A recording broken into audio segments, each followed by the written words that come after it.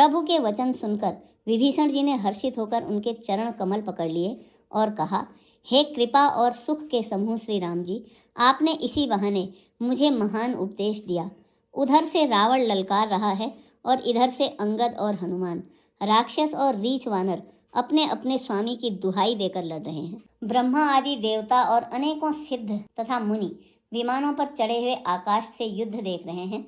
शिव जी कहते हैं, हे उमा, मैं भी उस समाज में था और श्री राम जी के रणोत्साह की लीला देख रहा था। दोनों ओर के योद्धा रण रस में मतवाले हो रहे हैं। वानरों को श्री राम जी का बल है, इससे वे जयशील हैं अर्थात जीत रहे हैं। एक दूसरे से भिड़ते और ललकारते हैं और एक दूसरे को मसल मसल कर पृथ्वी पर डाल देते हैं। वे मारते, काटते, पकड़ते और पछाड़ देते हैं और सिर तोड़कर उन्हीं सिरों से दूसरों को मारते हैं। पेट फाड़ते हैं, भुजाएं उखाड़ते हैं और योद्धाओं को पैर पकड़कर पृथ्वी पर पटक डालते हैं। राक्षस योद्धाओं को भालू पृथ्वी में गाड़ देते हैं और ऊपर से बहुत सी बालू डाल देते हैं। युद्ध में शत्रुओं से विरुद्ध हुए वीर वानर ऐसे दिखाई देते हैं मानो बहुत से क्रोधित काल हों। वे बलवान वीर राक्षसों की सेना के योद्धाओं को मसलते और मेघ की तरह गरजते हैं। डांट कर चपेटों से मारते, दांतों से काटकर लातों से पीस डालते हैं। वानर भालू चिंघाड़ते और ऐसा छलबल करते हैं जिससे दुष्ट राक्षस नष्ट हो जाएं। वे राक्षसों के गाल पकड़कर फाड़ डालते हैं, छाती चीर डालते हैं और उनकी अतड़ियाँ निकालकर गले में डाल लेते हैं।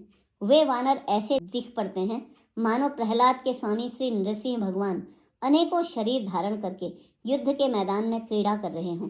पकड़ो, मारो, काटो, पछाड़ो आदि घोर शब्द आकाश और पृथ्वी भर में छा गए हैं। श्री रामचंद्र जी की जय हो, जो सचमुच तृण से वज्र और वज्र से तृण कर देते हैं, निर्बल को सबल और सबल को निर्बल कर देते हैं। अपनी सेना को विचलित होते देखा तब 20 भुजाओं में 10 धनुष लेकर रावण रथ पर चढ़कर गर्व करके लौटो लौटो कहता हुआ चला। रावण अत्यंत क्रोधित होकर दौड़ा। वानर हुंकार भरते हुए लड़ने के लिए उसके सामने चले। उन्होंने हाथों में वृक्ष, पत्थर और पहाड़ लेकर रावण पर एक साथ डाल दिए।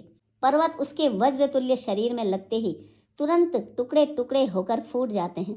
अत्यंत क्रोधी रणोन्मत्त रावण रथ रोककर अचल खड़ा रहा, अर्थात अपने स्थान से जरा भी नहीं हिला।